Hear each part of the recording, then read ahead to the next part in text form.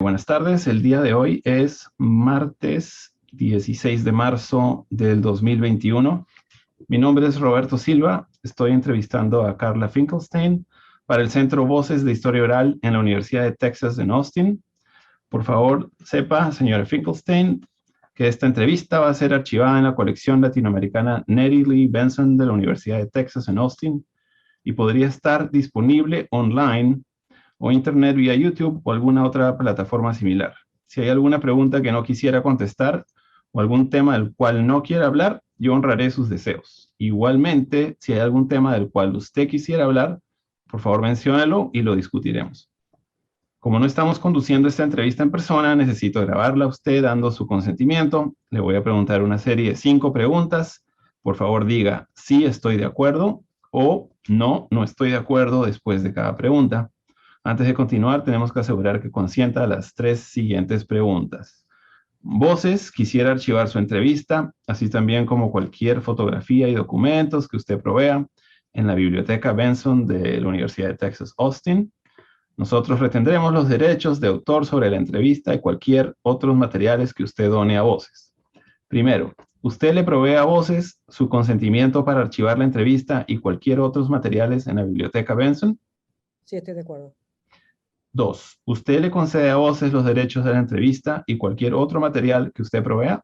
Sí, estoy de acuerdo. 3. ¿Usted está de acuerdo con que compartamos la entrevista en el Internet, donde podría ser vista por personas alrededor del mundo? Sí, estoy de acuerdo.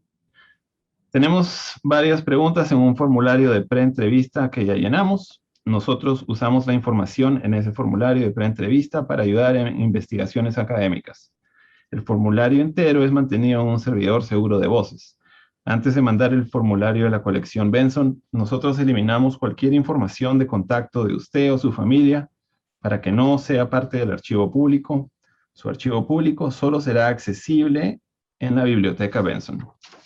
Pregunta número 4. ¿Usted desea que nosotros compartamos el resto de la entrevista en su archivo público en la colección Benson, que es accesible a investigadores académicos? Sí, yo. Y la última pregunta, en ocasión, Voces recibe solicitudes de periodistas que desean contactar a nuestros sujetos de entrevista. Nosotros solo colaboramos con noticieros legítimos. ¿Usted nos da su consentimiento para compartir su teléfono o su correo electrónico con periodistas?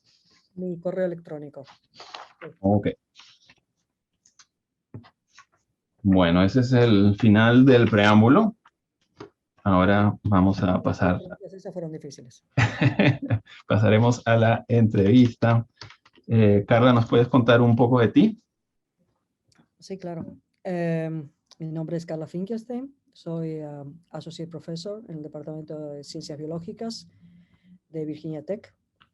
Y soy el director científico del Laboratorio de Molecular Diagnostics de la universidad, que está localizado en el Fraulein Biomedical Research Institute. Esas son mis posiciones académicas. Yo hice mi tesis de doctorado en la Universidad de Buenos Aires, en Argentina, y después me vine a Estados Unidos e hice un postdoctorado en biología celular y molecular en la Universidad de Colorado, actually en Colorado Comprehensive Cancer Center. Y mi segundo postdoctorado lo hice en el mismo lugar, en diferente departamento, en 2 diferentes áreas de investigación. La primera fue Cellular Molecular Biology y la segunda fue Structural Biology. Y después que terminé eso, me vine a Virginia Tech y entré en el rank de tenor track y en este momento soy tenor. ¿Y qué nos puedes contar de tu experiencia en general con COVID? ¿Tenés tiempo? Bueno, a ver, antes de empezar con COVID, una oración anterior. Mi trabajo de investigación es en cáncer. Okay, yo soy un cancer biologist. Y mi relación con COVID en realidad empezó de una manera muy tangencial. Yo estaba trabajando en mi laboratorio, en mi research en cancer, cuando la World Health Organization declaró COVID-19 en pandemic. Y en ese momento, como todo el mundo, calculo, fue una mezcla de confusión y ansiedad y qué vamos a hacer. Pero bueno, digamos, uno es científico, entonces lo primero que hace es, ok, calmémonos, pensemos tranquilamente, hay que poner todas las evidencias enfrente y tratar de poner un poco de racional en este problema. Más o menos en ese momento tuve un approach muy racional a la enfermedad, o sea, agarré y dije, bueno, esto no puede pasar de un resfrío. ¿Qué puede ser? Un mal resfrío, un resfrío de esos que te tiran 2 días en la cama. Digamos, no se me ocurrió que podía llegar a ser tan complicado, para ser honesto. Cuando las noticias de las cosas que estaban pasando en otros países empezaron a surgir acá en Estados Unidos, mi grado de preocupación, por supuesto, aumentó. Mi grado de preocupación también aumentó porque vi que no se hacía demasiado para, digamos, para tratar de ponernos a la vanguardia de esta enfermedad, ¿no es cierto? De cómo tratar esta enfermedad y cómo identificarla. A eso se le sumó el hecho de que misteriosamente, de repente, empezaron las noticias por todos lados de que no había suficiente capacidad para hacer el test de COVID. Y eso fue lo que más, en realidad lo que más me chocó de alguna manera, porque me pareció imposible, me pareció que eso era absolutamente imposible. Vivimos en Estados Unidos, en un país que tiene recursos por todos lados, y me pareció absolutamente imposible creer que no teníamos recursos para hacer los test. Recursos, y no estamos hablando de recursos financieros, estamos hablando de recursos experimentales, o sea, no había reactivos, había reactivos pero no había instrumentos, o había instrumentos y faltaban partes, o tenía las partes y no tenías el plástico. Y cuando tenías absolutamente todo, no tenías el swab para sacar la muestra. Era una cosa que era de no creer, parecía una película de horror. Y era medio kafkiano porque te faltaba esto, pero después ibas alrededor y te faltaba otra cosa. Yo la verdad que no lo podía creer. Y cuando, de hecho al principio pensé que era una exageración en las noticias, hasta que fue claro que era el caso, de que no eran que las noticias estaban exagerando, sino que faltaban cosas por todos lados. Y de hecho era ya algo que mis colegas venían diciendo en varios medios de comunicación. Ahí creo que saltó el científico que está dentro mío, y no tanto digamos, la persona, sino que yo como investigador agarré y dije, pero esto no es posible, o sea, esto no es posible. Digamos, tiene que haber alguna forma de que podamos resolver este problema y podamos ayudar. Y la verdad, honestamente, lo primero que hice fue ver qué era el famoso test de COVID, que nadie podía hacer porque no había suficientes reactivos. Y me di cuenta que en realidad era una versión muy fancy, muy high-tech, de algo que uno puede hacer caseramente, o cualquier biólogo, a ver, no cualquiera puede hacerlo, pero digamos, cualquier biólogo molecular con training básico puede hacer. Entonces, ahí dije, pero esto no es tan complicado. A ver, entonces me salió un poquito el latinoamericano de adentro, ¿no? Porque tenemos esa cosa de que, no sé en otros países latinoamericanos, pero en Argentina tenemos una expresión que se llama atalo con alambre, que significa básicamente, cada vez que hay un problema lo vas resolviendo atando una pequeña cosita de aquí, y acá no se puede hacer, y agarras otra cosita de otro lado y lo vas atando hasta que eventualmente resolves el problema, pero queda todo medio así, crooked, right? Pero bueno, se arregla. Entonces agarré y dije, bueno, a ver, veamos, ¿qué es lo que no hay? Entonces empecé a ver todo lo que no había en el mercado, y lo que hice fue diseñar un test que salteaba todos los problemas que había en el mercado. Y en ese momento, en realidad, mi pensamiento fue, bueno, a ver, todos estos años estudiando cancer research, porque lo que quiero es encontrar una cura para el cáncer, y a lo mejor mi mayor contribución a la humanidad termina siendo un test para detectar un virus. No estaba en mi bucket list, como dicen los americanos. Pero bueno, de cualquier manera, Yo soy una persona que cree que los científicos tenemos una obligación social muy importante. Y nuestra obligación social es con nuestra comunidad, definida ampliamente, ¿no es cierto? No solamente con la comunidad latina, sino con la comunidad donde vivimos. Creo que tenemos una obligación educativa de preparar a las generaciones siguientes de investigadores. Y creo que tenemos una obligación moral de ayudar cuando podemos ayudar.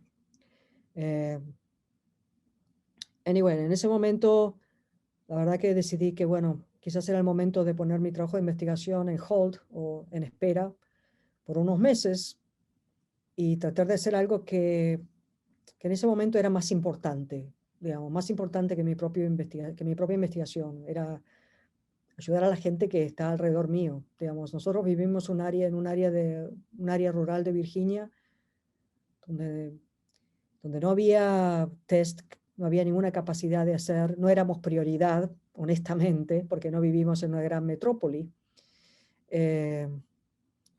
Y ciertamente hay gente que realmente no tiene recursos y necesitaba también este tipo de facilidad, ¿no? De tener acceso a algo simple, que no fuera costoso.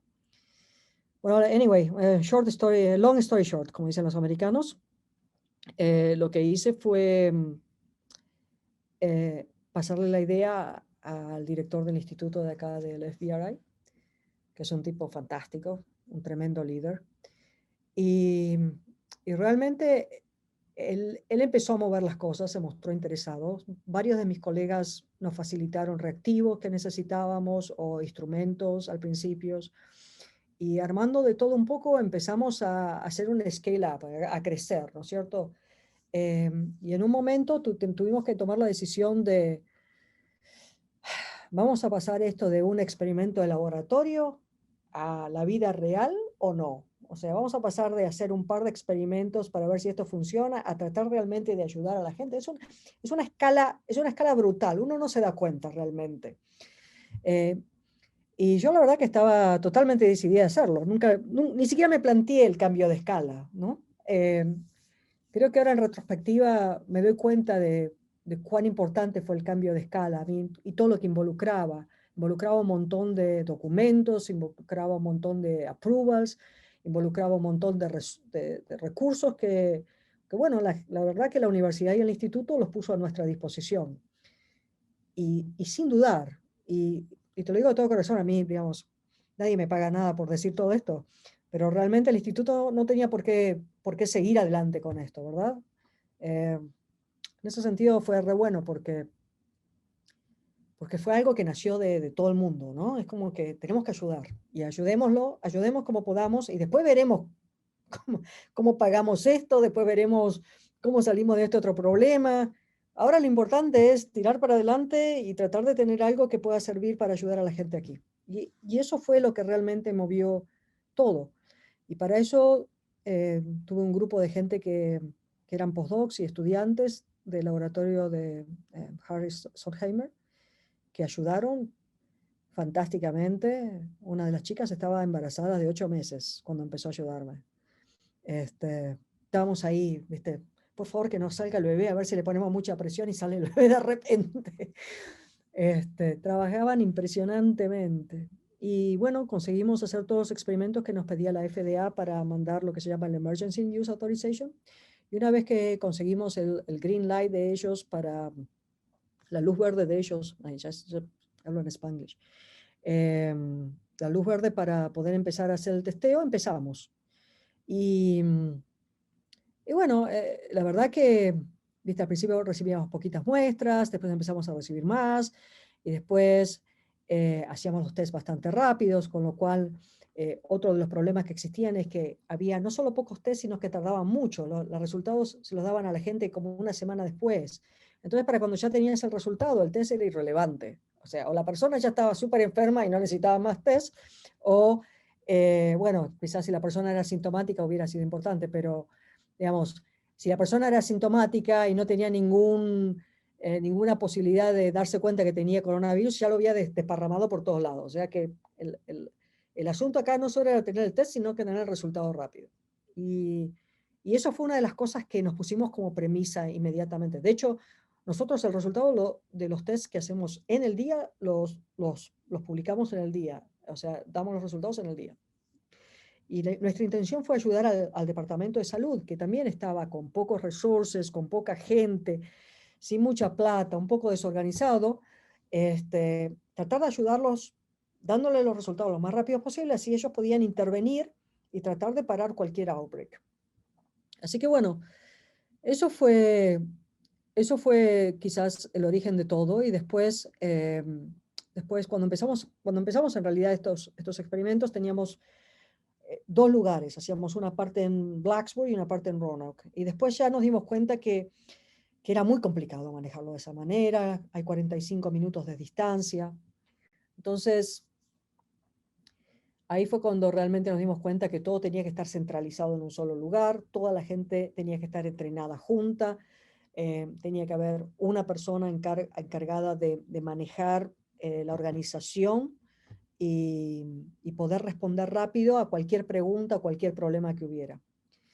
Y bueno, ahí fue cuando decidimos que instalábamos o que empezábamos el Molecular Diagnostics Laboratory acá en Roanoke, que es un lugar fantástico con gente de primerísimo nivel, no solo porque son técnicos de primerísimo nivel, sino porque tienen un concepto de lo que es ayudar socialmente con todo este trabajo que es muy importante. Y esta gente trabaja que no veas, es, digamos, lo que se necesite. Los he llamado a las 11 de la noche, a las 2 de la mañana necesito un resultado, o este fin de semana todos tenemos que venir y trabajar. Y la verdad que la gente viene y trabaja. O sea, es más allá de un job description, ¿no? Es más, realmente la gente ha hecho cosas increíbles en esta pandemia. Y bueno, y entonces ahora estamos, la verdad que estamos muy contentos porque estamos ahora empezamos ayudando solamente un distrito en Virginia y ahora le proveemos resultados a 7 distritos en Virginia. Nos encargamos de todo Southwest Virginia, que es más de 1 millón de personas. Y ahora tenemos un contrato también con el Departamento de Salud del Estado de Virginia, con lo cual cuando ellos tienen exceso de muestras y no las pueden procesar, nos las mandan a nosotros. Y ahora vamos a tener un contrato adicional para identificar las variantes del virus que existen en esta región. La verdad que, digamos, es rewarding, como, ¿no? De alguna manera, es como digo yo, creo que el checkbox del científico que ayuda a la sociedad de alguna manera, qué sé yo, está hecho, pero digamos, yo lo que quiero es ayudar a curar cáncer, ¿no? O sea, estoy muy ansiosa porque termine la pandemia, si puedo volver a mi trabajo. Y porque además cáncer me parece una enfermedad muchísimo más complicada que el COVID. Pero el COVID, digamos, hubo momentos en que creo que nunca nadie se planteó no seguir para adelante. Estábamos como así muy enfocados, ¿no? Estamos todavía muy enfocados. Creo que ninguno todavía tuvo ese déjà vu, ¿viste? De tomar conciencia de todo lo que se ha hecho, de cuánto hemos trabajado. La semana pasada pasamos las 100.000 muestras analizadas. Lo festejamos con una torta y todo, estuvo re lindo, pero no sé, yo solamente tuve un momento en toda esta historia del COVID en la cual por un minuto, digamos, tomé conciencia de todo. Y fue una vez en la que tuvimos por primera vez un batch de muestras muy grande. Creo que habíamos recibido en ese momento 200 muestras, que en esa época era un montón. Digamos, ahora recibimos 1.000 y no hay ningún problema. Pero en ese momento habíamos recibido 200 y fue el momento en que no había mucho PPE, Personal Protective Equipment, para cuidarse. Y teníamos lo mínimo, entonces, bueno, yo había decidido que yo me encargaba de procesar las muestras, porque era la única parte que era infecciosa al principio y no quería exponer realmente a nadie. No me hubiera perdonado jamás que cualquier persona se infectara por mi culpa. Entonces, de entrada, yo dije, bueno, yo me encargo de las muestras infecciosas. Y creo, esa vez fue Fue la única vez en la que recibí 200 muestras. Me acuerdo que abrí el container y miré todo el container lleno de muestras y por un segundo pensé, wow, no tengo todo el PPE, me puede infectar y quizás me muero de todo esto, qué sé yo, vaya uno a saber. Eh, y nada, en realidad dije, bueno, ¿qué se le va a hacer? Hay que seguir adelante. Pero fue el único momento en que dije, bueno, quizás lo que tengo que hacer es pensar seriamente si tengo todos los papeles firmados para que mis hijos se queden con todo. Este, pero fue así el único momento como que me di cuenta de todo el trabajo que estábamos haciendo y creo que la decisión, la respuesta a ese momento fue, no, enfoquémonos, sigamos para adelante. Justo te quería preguntar si en algún, por dos puntos. Uno, si habías encontrado, pues por lo que tú nos cuentas, como que todos se han alineado para trabajar juntos. ¿En algún momento has sentido que han habido partes que no han querido colaborar con el proyecto en sí? Y la No, otra pregunta sería, ¿en algún momento tú te has sentido en el que ya no puedo más? em, respecto a la primera pregunta, em, no creo que, nunca tuvimos, nadie nos puso un roadblock, ¿ok? Nadie nos trató de trabar en ningún momento. De hecho, hubo muchas situaciones en las que había problemas serios porque, viste, había que conseguir autorizaciones o cosas por el estilo que son más burocráticas, pero hay que hacerlas, ¿verdad? Y en realidad nos han ayudado, gente salió a ayudarnos de todos lados. La parte de Health and Safety de la universidad, la parte de los abogados de la universidad, gente que uno normalmente no está muy contento o que uno no busca necesariamente contactar, ¿no es cierto? Pero toda esta gente salió de todos lados para ayudarnos y de hecho mucha gente nos mandó email diciendo, mira, mi experiencia es, no sé, en esta técnica de biología molecular, lo que sea, si necesitas ayuda en esto, avísame. Y de hecho, en varias ocasiones, cuando la FDA nos preguntaba algunas cosas que, viste, iban más allá de mi experiencia, para lo cual, por ejemplo, necesitaba una persona que fuera un estadístico de carrera, ¿no es cierto? Agarré, me acuerdo que fui a los emails que la gente me había mandado y dije, a ver, alguien se había ofrecido que era de este campo. Fui y lo busqué. Mira, para serte honesta, a un punto, había recibido tantos emails que a un punto creé un Excel file donde puse el nombre de la persona y la experiencia que tenía. Dije, bueno, a ver, si en algún momento se necesita algo, ya sé a dónde ir. Este, no, la verdad que la gente estuvo genial. Si alguna vez alguien no quiso ayudar, yo creo que no fue por mala intención, sino por miedo, porque, porque había mucho miedo, había, digamos, creo que todavía hay mucho miedo, pero creo que ahora las cosas se están moviendo de una manera un poquito diferente. Pero en ese momento había un miedo intrínseco porque no sabíamos tanto del virus. Y, y me acuerdo como hoy, una vez que me pasó que como no teníamos PPE y en nuestro edificio teníamos duchas para bañarnos, yo había pensado, digo, bueno, cuando termino de hacer todo el trabajo, me voy a las duchas y me baño y me cambio toda la ropa y listo. Y así me voy a casa. Y me acuerdo que recibí una llamada telefónica de una persona alta en la jerarquía de la universidad que me dijo, mira, esa ducha la usa la gente que hace housekeeping de la universidad, los que se encargan de limpiar. Y ellos la verdad que tienen miedo de que porque vos te bañes ahí los contamines. Bueno, la verdad que sí, no me hizo muy feliz, pero entiendo de dónde viene. ¿Entendés? La gente tiene miedo y ellos respetaban mucho mi trabajo, pero estos también tienen su familia, ¿verdad? Así que bueno, tuve que inventar otra forma de descontaminarme antes de ir.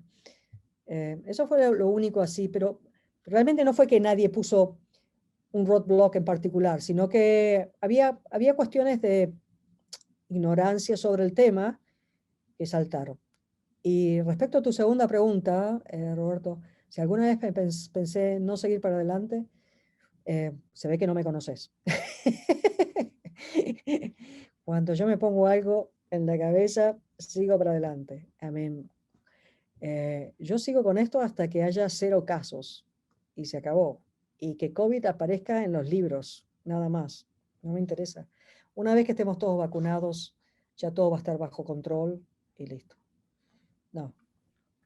¿Y qué te parece el trabajo que han hecho los noticieros en general sobre la información que se le da al público de COVID versus tu perspectiva como científica, ¿no?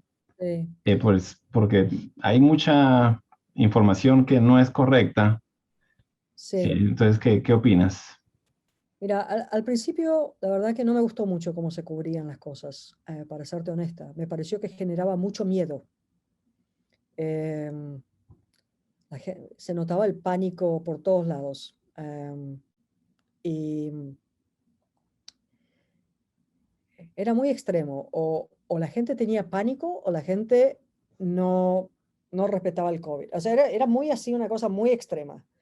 Em, los, los, los medios, viste, pasaban todos esos casos extremos. Se murió una persona joven y healthy y qué sé yo, ¿viste? Situaciones así, que por supuesto deben haber pasado, eh, pero bueno, hay muchas cosas que no sabemos de la fisiología de la persona que falleció, ni de su estilo de vida, ni cómo se infectó, ni nada por el estilo. A mí me hubiera gustado que la información fuera más scientifically driven y menos emocional en ese estado. Eh, pero creo que estábamos todos en un momento de confusión. Había una tremenda falta de leadership, que tomara el mando y decir, no mentir, ¿no? Nadie está pidiendo nadie está pidiendo que se mienta. Lo único que estás diciendo es, esto es lo que pasa, esto es lo que planeamos, esto es cómo vamos a resolver el problema. Y creo que si le decís a la gente las cosas de esa manera, la gente va a bajar la ansiedad un poquito y va a ser menos reacia a aceptar ciertas cosas. Eh, no, la verdad que no, no, digamos, había mucha información que era confusa, había información que se ponía simplemente porque venía la información y me parece que no estaban la información lo suficientemente chequeada. Eh, no se ignoraba básicamente las bases científicas para cualquiera de las cosas que se decían. Eh, y bueno, por suerte tuvimos un par de investigadores que tuvieron el coraje de hablar y decir, no, las cosas son de esta manera. O sea, las barbaridades que se han escuchado no tienen nombre. Y, y son peligrosas porque, digamos, uno es un investigador y dice, no, esto no tiene ningún sentido, no se debe hacer. Pero, digamos, eh, hay gente que dice, bueno, si esta persona lo dice, hay que hacerlo. Eh, Me parece que los medios le dieron plataforma a gente que no tenía el conocimiento suficiente para educar a la población en esto. Entonces, ¿tú crees que la política afectó cómo se trabajó la situación de COVID? Claro, por supuesto, es innegable eso. Eh, digamos, es inconcebible que que Estados Unidos esté en esta situación. Esto es algo que se tendría que haber terminado para el fall, habiendo tomado las medidas correctas. Eh, Ignorar el problema nunca es una solución, ¿no es cierto? Eh, a todo nivel.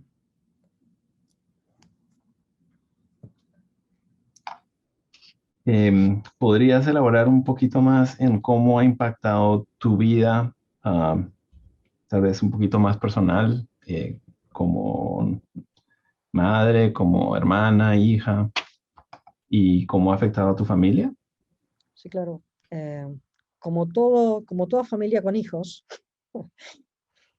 este, hemos tenido, hemos tenido nuestros problemas en el sentido de que, bueno, a ver, 2 personas trabajando, con los niños que no pueden acceder al colegio, con niños que toman clases o hybrid o totalmente online.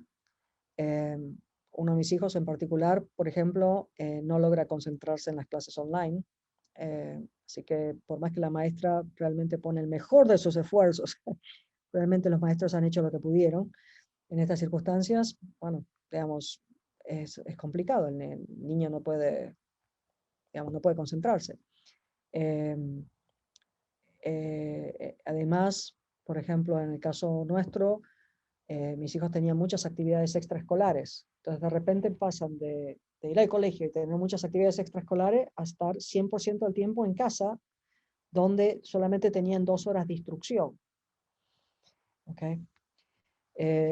Digamos, creo que además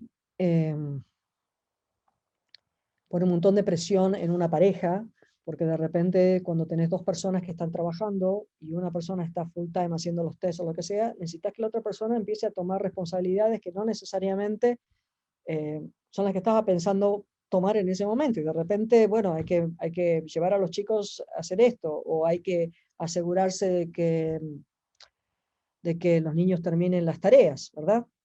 Y después tenías una de las cosas que nos pasó fue sobre todo al principio cuando hubo toda esta paranoia de los lockdowns y que la gente no podía salir de sus casas.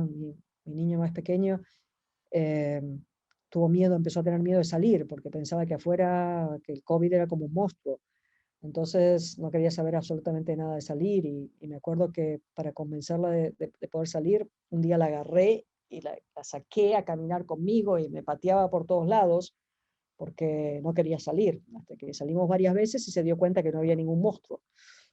Eh, yo estoy muy preocupada de cómo toda esta situación va a afectar a los niños, es lo que más me preocupa de todo, porque nosotros como adultos sabemos que esta no es la situación normal, pero para los niños pequeños, un año en esta situación es un tiempo bastante grande. O sea, desde ese punto de vista, bastante complicado. Desde el punto de vista, yo tengo a mi papá que vive en Argentina y él vive solo. Así que en Argentina declararon lockdown en marzo del año pasado, pero lockdown absoluto, o sea, no los dejaban salir de ningún lado hasta creo que julio, en julio más o menos, como que los dejaban salir a dar una vuelta alrededor de la manzana. Y así que tuve a mi papá encerrado en su departamento eh, todo el tiempo, o sea, teníamos que asegurarnos de que le pudiéramos hacer llegar comidas. Ni mis hermanos, ni él, no hay ninguna familia mía viviendo en Argentina. Ahí tengo muy buenos amigos que me ayudaron mucho ahí. Eh, pero, pero bueno, teníamos que hacerle llegar comida, eh, teníamos que hacerle llegar máscaras porque no había máscaras. eh, Teníamos que explicarle la importancia de no salir. ¿Está bien? Trata de tener a tu papá varios meses encerrado en el departamento. No sabes cómo trata de escaparse. Este, Tenés que asegurarte que no entre en un estado depresivo porque estás solo, incomunicado. Ese es otro problema. Llega un momento en que Netflix está todo bien, pero viste, ya vio todo. Eh,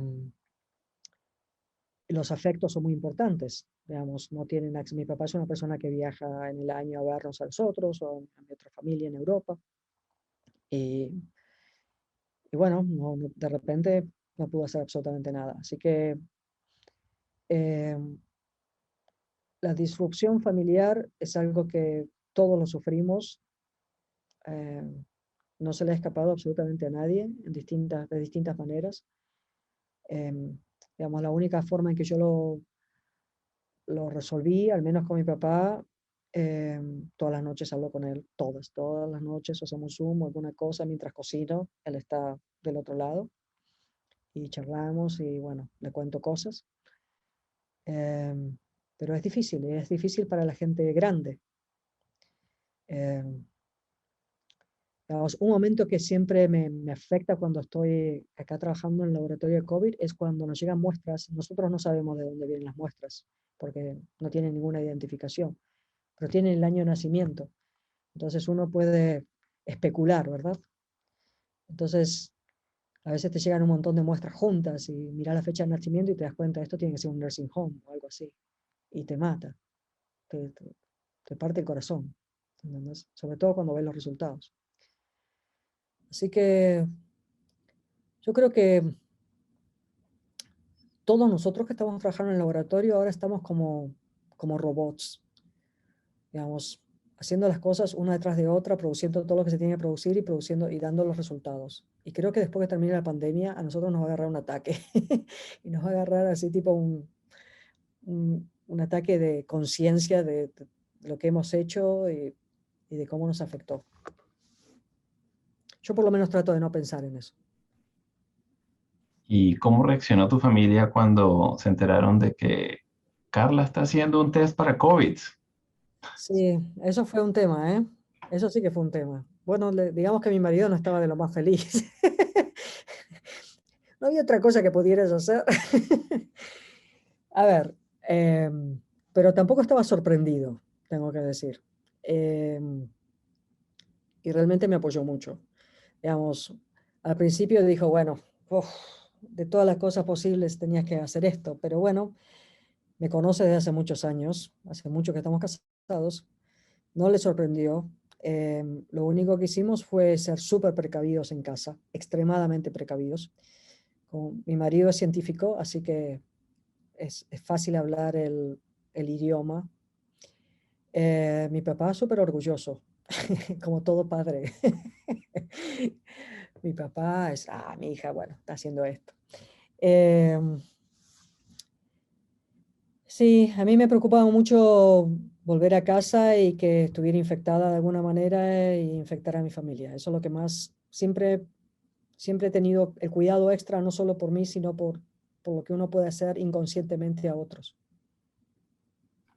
¿Qué puedes decir del impacto de COVID con relación a tus vecinos o tu grupo de amigos?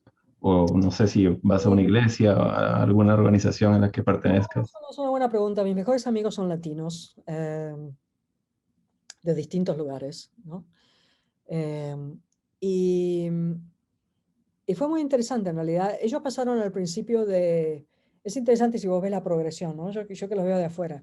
Ellos pasaron al principio de mejor nos infectamos todo ahora y ya estamos protegidos a me muero por la vacuna. O sea, son extremos, ¿no es cierto? Eh, Creo que, bueno, siempre hemos sido súper, súper cuidadosos. Y una de las razones por las que éramos súper cuidadosos era porque yo estaba trabajando con COVID. Y de hecho yo puse un poquito de distancia en eso porque tenía, como te digo, tenía miedo de yo contagiar a alguien. Eh, Creo que cuando la gente empezó a tomar conciencia de que esto era más que un resfrío y que podía ser realmente peligroso, eh, ahí, digamos, mis amigos, mis amigos de hecho trataron de ayudarme a diseñar nuevas versiones del test para hacerlo mejor, porque también son investigadores. Eh, Han cuidado de mis niños cuando tenía que quedarme súper tarde y por alguna razón mi marido no podía ayudar. Eh, la verdad que son, como diríamos los argentinos, son de fierro. Eh, Muy buena gente, muy buena gente. Eh, Ellos han ayudado como pueden y ahora son voluntarios para ayudar en la vacunación. Así que bien, bien, muy buena gente. Y de todos lados, ¿eh? Hasta los brasileros son buena gente. Siempre hay la rivalidad Bueno, es futbolística. un problema de fútbol. Eso no lo Sí. vamos a superar. ¿Qué dirías que ha sido el mayor impacto de COVID en esta comunidad, en la comunidad latina? En la comunidad latina, una cosa que he visto en la comunidad latina, que lo he visto porque los he ayudado en muchas otras cosas independientemente del testing, es cuánto se ha movido la comunidad latina acá para ayudar a sus seres queridos en sus países de origen. Eso es lo que más he visto. Eh, Han hecho de todo. Han tratado de comprar cosas y mandárselas, pero cosas que van desde cosas súper básicas, que pueden ser ropa o accesorio que necesitaran, hasta respiradores, o sea, el extremo, ¿no es cierto? Han tratado de ayudar lo máximo que pudieron, sobre todo la gente, conozco mucha gente que ha tratado de ayudar a sus familias en México. México la ha pasado muy mal porque no tenían suficiente capacidad en los hospitales y rechazaban a los pacientes. Y la gente acá estaba desesperada tratando de conseguirles cualquier cosa, respiradores portátiles o lo que sea para tratar de ayudar. Me gustó mucho como la gente, pero los latinos somos así, ¿no? A mí es como que tratamos de ayudar siempre. Después la otra cosa que, que me gustó, bueno, hablé con unos cuantos que no son necesariamente del círculo en el que yo me muevo, que son profesionales, y, y estaban muy reacios a tomar seriamente la vacunación como opción. Y en realidad no tenían, digamos, no había un argumento sumamente serio, era más bien, digamos, sospechas o lo que sea, alguna de esas conspiracy theories, ¿no? Y la verdad que estuvo bueno porque me senté y pude hablar con ellos y contestarle preguntas y en realidad me di cuenta que no es que tenían una actitud anti-vacunarse contra el COVID, sino que era simplemente que no estaban informados lo suficientes o que estaban mal informados. Y cuando uno tiene la posibilidad como investigador y como investigador de habla hispana de poder ayudar directamente a la comunidad latina, la verdad que fue genial poder explicarles, decirle, a ver, ¿qué es lo que a vos te molesta por lo cual vos no te podrías vacunar? ¿Qué es lo que no crees? ¿Cuál es el problema? Y cuando te dicen claramente cuál es el problema y vos se lo podés contestar, digamos, de una manera que no es académica, sino esto pasa porque es X, Y, Z, digamos. Me gustó porque me di cuenta que podía llegar a la gente y que la gente ahora entendía. Y porque entendía, iba a hacer las cosas correctas. Me parece que la parte de educación es muy importante, es tremendamente importante. Y me parece que uno de los puntos que yo, si estuviera a cargo de todo este lío de la vacunación, enfatizaría, es tratar de tener un mensaje bien claro, bien conciso, sin palabras difíciles, que le llegue a todo el mundo. ¿Está bien? Y además creo que una de las cosas que tendríamos que hacer es escuchar todas las preguntas. O sea, sí, digamos, está bien, viene una persona y te dice, sí, porque no me quiero dar la vacuna porque me van a poner un chip en el cuerpo, el gobierno me va a seguir. Bueno, tenés un teléfono celular, ya el gobierno te sigue si te quiere seguir. Pero no importa. Entonces lo que hay que hacer es decir, ok, esa es la pregunta. O sea, vamos a explicarle por qué eso no es posible. Creo que es muy importante tomar las preguntas seriamente y contestarlas seriamente. ¿Me entendés? No ponerse en la posición, esa pregunta es ridícula.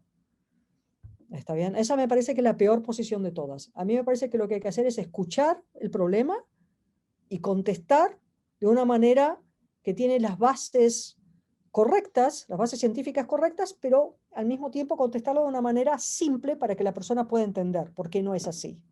¿Está bien? Contestar algo que es, no, eso es ridículo, no me parece que es la contestación correcta. Así que creo que hay que enfatizar más la parte de educación si queremos llegar a la gente y para que la gente se vacune más. Y nos comentabas del impacto, ¿no? En la comunidad latina. ¿Tú crees que ha sido tan igual en la comunidad en general? Pues yo no sé si tú vives en Roanoke, pero pues No, no, yo hablemos vivo de... Pero pues bueno, hablemos Roanoke, Blacksburg. ¿Tú crees que el impacto ha sido igual en todos los grupos? mira, conozco varias gentes de distintas comunidades latinas y el impacto ha sido terrible en general. Digamos, conozco gente que me decía, Carla, no me hago el test porque aunque me dé positivo el test, igual tengo que ir a trabajar. Digamos, es complicado. También escuché ese tipo de argumentos para otras enfermedades, o sea que Digamos, no es la primera vez que lo escucho. Y me parece que la comunidad latina ha sufrido mucho. La pandemia pasa en un momento donde había mucha hostilidad hacia la comunidad latina, en particular. Entonces, es como una estigmatización también, ¿no es cierto? Encima de latino estás infectado. A ver, ¿cuántos han usado eso, verdad? Yo creo tremendamente en el poder latino, digamos. Somos gente muy resilient, right? I mean, nadie que ha nacido en este país ha pasado por muchas de las experiencias sociales que nosotros, viniendo de países latinoamericanos, hemos pasado. Es más, algunas no se las pueden ni contar porque no te la podrían creer. Entonces, como que estamos acostumbrados a tolerar todo. Y digamos, esto no es un clamor al levantamiento latino de ninguna manera, pero creo que nos tenemos que autovalorar más y darnos cuenta que valemos mucho. Y me parece que somos muy shy, que somos muy tímidos para ese tipo de cosas. Digamos, una de las personas que conozco que ha hecho el mejor outreach en todo el New River Valley para luchar contra esto que ha pasado con COVID es una chica latina, que es del programa de Master in Public Health. El trabajo que hizo esa chica es absolutamente brillante. Y llegó a latinos y a no latinos. Me parece que tenemos que hacernos valer un poco más y que no tenemos que ser que no tenemos que sentarnos en el asiento de atrás. Y hablando de salud pública, ¿tú crees que ha cambiado la manera en la que la gente accede a los servicios de salud? Oh my gosh, esa sí que es una pregunta distinta. A ver, el sistema de salud acá en Estados Unidos es una discusión especial, ¿no? Es una charla especial, digamos. Sabes que yo no sabía que yo no sabía que era tan complicado cuando vine a Estados Unidos. Podríamos hacer otra entrevista solo de eso. Sí. Pero hay una cosa que sí me preocupa de todo esto, que puede afectar el sistema de salud, y una cosa que no sé si la gente lo ha pensado, pero esta enfermedad de COVID, digamos, nosotros no sabemos qué es lo que esta enfermedad, esta infección con SARS-CoV-2 va a traer en el futuro. No sabemos si hay consecuencias futuras de esta infección. No sabemos si en 4, 5, 10 años alguien va a tener un problema cardíaco porque estuvo enfermo o infectado con COVID. Entonces la pregunta es, ¿haber estado infectado con COVID se transforma automáticamente en un precondition? En un país donde el precondition es algo que se usa muchísimo para diferenciar los distintos health insurance y lo que paga uno por health insurance en este país, por el seguro de salud, perdón. Me parece que es una pregunta importante. Quizás la gente no se la pregunta ahora, quizás no es relevante ahora, quizás hay que esperar hasta que la pandemia termine para preguntárselo, pero me parece que es algo que a mí me preocupa, porque vamos a tener una gran población infectada y vamos a tener una gran población que es muy joven que está infectada. Y la verdad es que no tenemos ni idea de lo que pasa en el long term con esta enfermedad. Vos pensás que hoy por hoy esta es una enfermedad que tiene 1 año de vida, digamos. Es como cuando te dicen, te preguntan, ¿esta vacuna voy a necesitarla una sola vez en mi vida o no? La verdad que no sabemos. Empezaron a vacunar a la gente en agosto, o sea que septiembre. O sea que mucho más que 6 meses no te podemos decir. ¿Cuál va a ser la relación de la gente con el sistema de salud? Y es complicado. Es complicado sin el COVID, imagínate con el COVID. Y si añadimos la parte de salud mental, ¿no? Tú ¿Ok? hablabas, por ejemplo, de los niños y la parte social, Eso me preocupa eh, mucho. pero la parte de salud mental, sí, Depresiones, eso es lo que más me preocupa de todo, te lo digo honestamente. Si vos mirás las estadísticas que el Departamento de Salud maneja de Southwest Virginia solamente, aumentó como el consumo de opioides brutalmente. Hay problemas de depresión severa, ¿ok? Eh, Vos mirás estadísticas y decís, bueno, hay menos violencia familiar. Bueno, eso no es correcto en realidad, porque la violencia familiar en general se reporta una vez que los niños van al colegio. O sea que si los niños no van al colegio, la violencia familiar no se puede reportar. Entonces es como que es un catch-22, ¿right? Entonces, no se ve, pero hay muchísimos problemas. Y la parte de salud mental es la que me preocupa más de todas. Creo, y me preocupa mucho en los niños, me preocupa especialmente en los niños. Em, eh,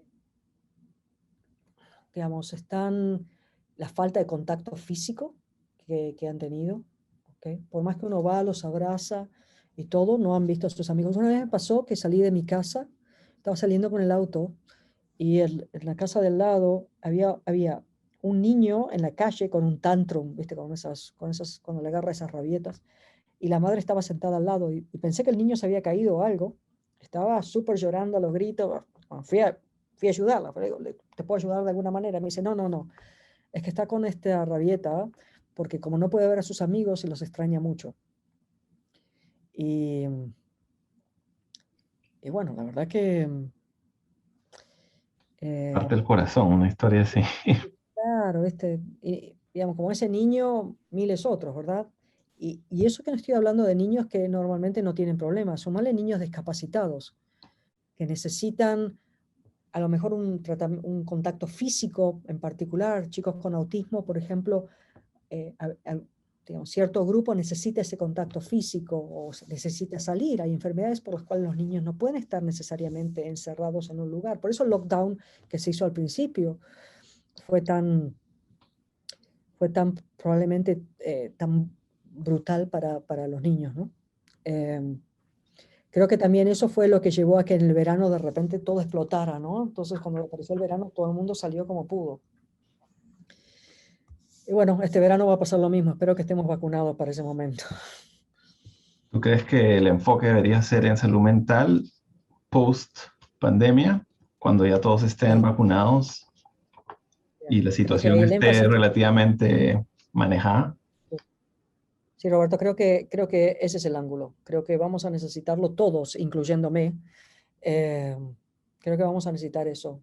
Eh, Digamos, es increíble todas las cosas que uno se vuelve, uno ve cómo las cosas cambian, ¿no? Como, digamos, yo me veo, por ejemplo, soy un poco más obsesiva. En el último año he sido tremendamente obsesiva. O, o por ejemplo, hay ciertas cosas como que aumentaron, ciertos behaviors, ¿cómo se dice behaviors? Ciertas personalidades también se manifestaron que antes no se manifestaban. Creo que va a haber mucho, mucho, mucho de salud mental asociado con esta pandemia. Mucho. Eh, digamos, esto de llamar Gen Z, ¿viste? La generación C por COVID, a los niños que han pasado por esta pandemia, eh, creo que no, creo que vamos a tener problemas con los niños en el colegio. Eh, eh, ya, en muchos aspectos. Me preocupa mucho los niños que tienen problemas, que son discapacitados. Me preocupa mucho la gente que, no solamente niños, pero también adultos que tienen problemas, que necesitan ayuda eh, psicológica o psiquiatra. Em, Vamos, todos vamos a tener algo de un resabio de esta enfermedad, seguro. ¿Qué opinas del acceso a las vacunas? Por suerte ahora está mucho mejor. Sí, Creo que al principio había una combinación de desinterés y desorganización. Y creo que ahora hay un claro interés, no 100% organización, pero estamos en eso. Creo que después que se termine, me parece que el plan es bueno, o sea, después que se termine de vacunar a todo el personal esencial, se tiene que hacer masivo de distribución. Lo que yo le digo a veces a la gente es lo siguiente, ahora estamos en una carrera. La carrera es, el virus tiene que sobrevivir. La única forma en que el virus puede sobrevivir es infectando gente y multiplicándose. En este momento tenemos una vacuna. La vacuna tiene que tratar de hacer inmune a la mayor cantidad de gente para que cuando el virus salte a esa persona no pueda replicarse. Si el virus salta a una persona que no está vacunado, las chances de que mute, está bien, y que sobreviva y que se replique y que incluso pueda bypassar el efecto de la vacuna son altas. Entonces, en este momento es una carrera. Si el virus nos gana, perdimos mal. Tenemos que tener la mayor cantidad de gente vacunada y lo más rápido posible. Eso es lo que necesitamos. O sea, básicamente lo que estoy diciendo es que si alguien pasa con un brazo así por la calle, hay que meterle una vacuna. Eso es lo que hay que hacer. Hay que vacunar a la mayor cantidad de gente lo más rápido posible, para que si hay un pequeño outbreak en algún lado, se pueda contener rápidamente. ¿Está bien? Lo peor que nos puede pasar es que aparezca una cepa nueva del virus que sea resistente a cualquier cosa que tenemos. Así que, digamos, es realmente una carrera en este momento. ¿Tuviste dificultad en registrarte o en ponerte la vacuna, si es que ya la tienes? La tengo. La tengo porque como trabajamos con muchas muestras infecciosas en el laboratorio, somos personal esencial. Yo fui la última persona en mi laboratorio que se vacunó, por varias razones. Una es porque al principio no teníamos vacunas para todos en el laboratorio. Así que esa fue una de las decisiones más difíciles, porque teníamos vacunas para una tercera parte de la gente en el laboratorio y había que decidir a quién vacunábamos. Así que esa decisión pesó en mí. Obviamente yo no iba a ser la primera en vacunarme. Siempre digo que el líder se tiene que vacunar al final, después que todos ya están protegidos, ¿verdad? Así que pusimos a la gente que estaba en más riesgo primero y se vacunaron ellos. Y después recibimos, por suerte, un batch más y pudimos vacunar a la segunda tanda de gente y después en la tercera entré yo, pero bueno, ya estamos. Fue en el momento en que había muchísimas menos dosis que cuando había unas pequeñas dosis nomás afuera. La verdad es que la gente acá trabaja con miles de muestras por día y te digo, las cosas, a veces nosotros metemos las manos en unas bolsas donde nos llega la muestra y a veces, digamos, como tenemos muchas muestras, es un proceso que haces así muchísimas veces. Si el tubo donde venía la muestra tenía una pérdida o lo que sea, por más que vos usas guantes, vos metés la mano ahí y tenés todo, está todo contaminado, ¿no es cierto? Entonces, esa es la gente que pusimos primero para que se vacune. Era fuera de discusión. Y bueno, y después, bueno, ahora la verdad que veo que el scheduling está mejor, está un poco mejor organizado. No está perfecto, está lejos de perfecto, pero está mejor organizado. Están queriendo ahí. La gente de Public Health hace lo que puede, realmente. Es como que, digamos, les agarró la pandemia y los agarró un poquito desorganizados. Y los obligó a reevaluar su estructura. Yo creo que lo que va a ser importante es lo que llaman el debriefing después de la pandemia, ¿no? O sea, terminó todo esto, sentémonos a ver qué no funcionó. Eso es lo que más me parece que es importante de hacer. Pero tiene que ser un debriefing honesto. Tiene que ser, porque si no es honesto no sirve para nada. Tenemos que sentarnos y decir, esto no funcionó. Y no funcionó porque esto estaba mal y esto estaba mal. Y hay que aguantarse las consecuencias, porque no nos podemos dar el lujo de que esto vuelva a pasar. Y tuvimos suerte que este es un virus respiratorio dentro de todo que se puede controlar. Imagínate si esto hubiera sido ébola o alguna otra cosa. Hubiera sido un desastre absoluto, ¿no es cierto? O sea, esto no puede pasar. Period.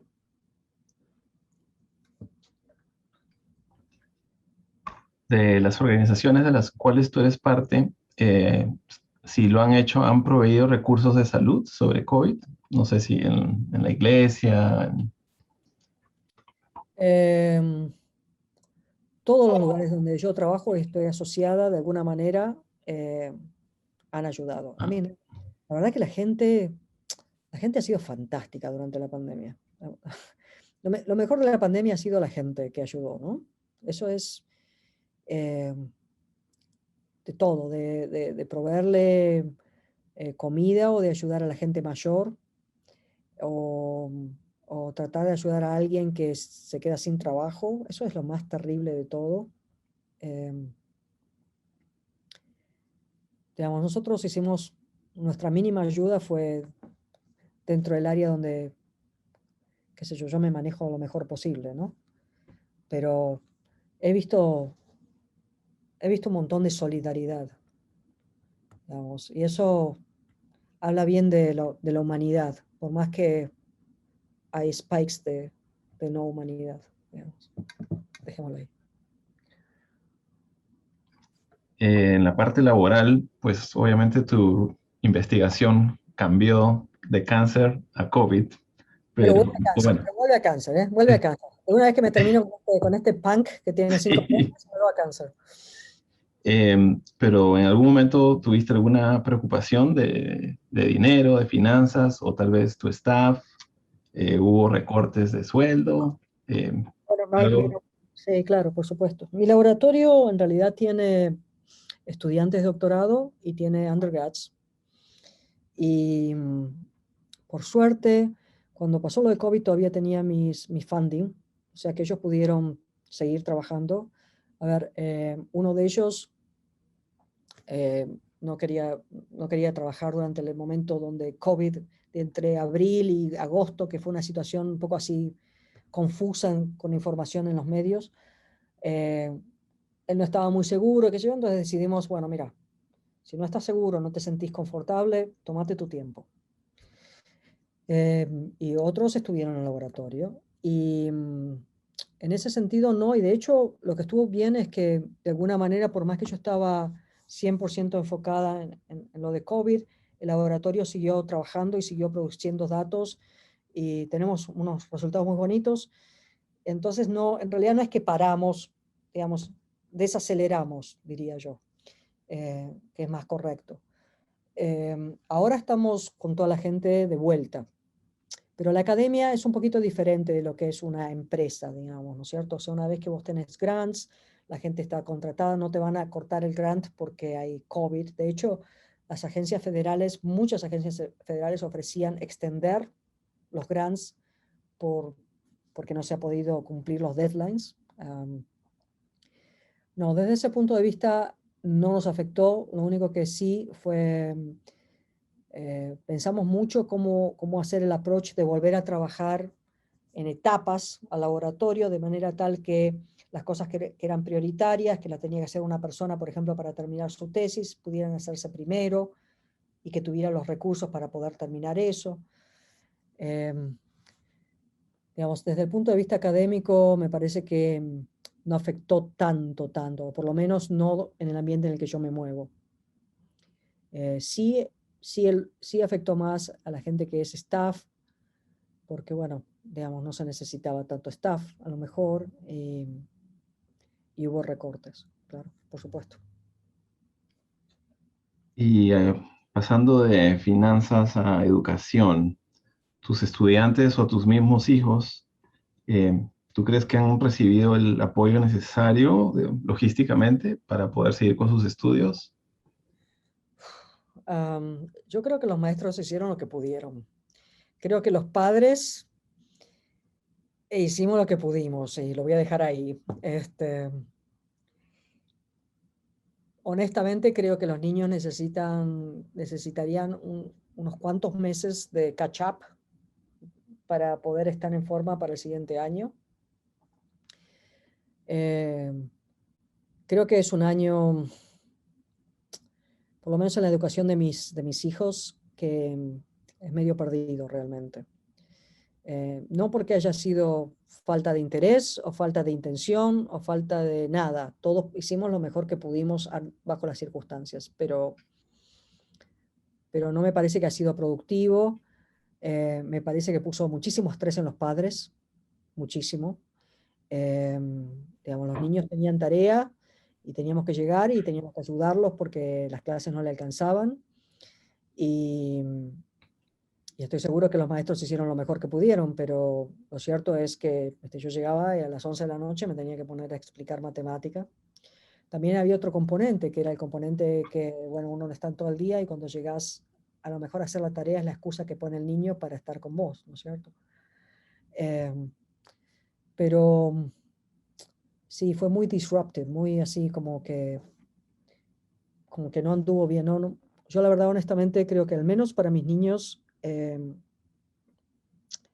no ha sido un año muy productivo. Y eso que son inteligentes, pero a lo mejor para otros niños, qué sé yo, a lo mejor los niños que hacen homeschooling y todo eso en sus casas a lo mejor no tuvieron ningún problema. Pero las mías que les gusta ir al colegio, que son social butterflies, digamos, para ellos fue difícil. Sí, mi esposa y yo también en algún momento pensamos, es que pierdan el año, Oh. total. Sí, lo que pasa es que, bueno, lo que pasa es que al menos hacen algo, ¿no es cierto? Lo que pasa es que una de las cosas que yo noté es que esa actitud tampoco sirve mucho, porque, por ejemplo, con mi niña más pequeña, trataba de hacer la tarea. Como no le salía la tarea porque no había entendido bien las cosas, se frustraba mucho. Entonces terminaba toda una tarea de matemática, que era algo sencillo, en un llanto desconsolado. Entonces, ¿viste? Cuando decís, bueno, si te sale, te sale, si no te sale, no te hagas problema, pero los niños se Mm. frustran. Vos no querés frustrar a un niño cuando es jovencito, es pequeño. Así que, digamos, todo ese tipo de cosas, por eso te digo, digamos, yo creo que a los niños les va a costar hacer el catch-up de toda esta situación mucho más que a nosotros, muchísimo más que a nosotros. Creo que hay demasiados ángulos en los que la gente va a necesitar apoyo Sí, post pandemia. sí, sí, estoy de acuerdo. Niños, chiquitos, grandes, adultos, todos. Sí, la gente grande que no ha tenido afectos, por ejemplo, que no ha tenido la chance de ser... eh, Abrazo, así de claro, simple. claro, exacto. Y eso, yo me imagino que en la comunidad latina todavía peor, porque Sí, somos muy de abrazarnos y tocarnos y todo ese tipo de cosas. Y, digamos, lo veo como un problema muy serio.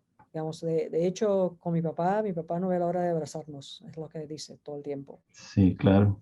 Así que, pero bueno, esperemos yo creo que estamos en el last stretch, en la última partecita, ¿eh? Que estamos ahí, es como que si esto fuera una carrera, te diría que este es el sprint final. ¿Viste? Cuando corremos, hasta agarramos la vacuna y terminamos la historia. Ojalá, ojalá, Yo creo que ojalá. estoy totalmente convencida que para finales de este año festejamos las Navidades juntos. El asunto está en ser realmente proactive en vacunarse. ¿Hay algo más que quisieras compartir con nosotros sobre tu experiencia que no te hayamos preguntado? Ah, creo que me Que pregunto. hemos cubierto bastante.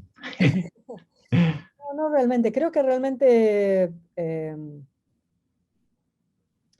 creo que tenemos que madurar más como sociedad. Tenemos que ser más comunitarios, en el sentido de que tenemos que todavía ayudarnos más. Creo que como latinos esa parte la tenemos bien, pero como latinos viviendo en Estados Unidos me parece que todavía nos falta un poco.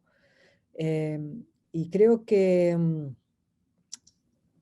los latinos necesitamos organizarnos más. Creo que tenemos que pasar el impostor syndrome. Creo que ya demostramos que somos buenos y que podemos hacer cosas como cualquier otro. Y que creo que es necesario que tomemos nuestro lugar en la sociedad y que tengamos una voz. Y creo que lo creo realmente. Bueno, Carla, muchas gracias. Me encantó hablar contigo. Gracias a vos, gracias a todos ahí y gracias por la oportunidad. Ha sido un placer.